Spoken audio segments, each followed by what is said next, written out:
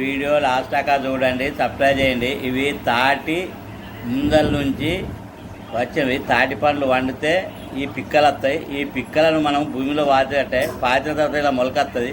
మొలకొచ్చినప్పుడు వీటిని మనం ఇలా తెచ్చుకొని వీటిని శుభ్రంగా కడిగి ఒక కత్తితో కానీ దేంతో కానీ కొట్టుకోవాలి.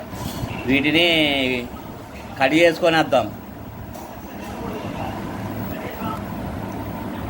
ఇప్పుడు ఇలా కత్తితో కొట్టుకొచ్చుకున్నాం.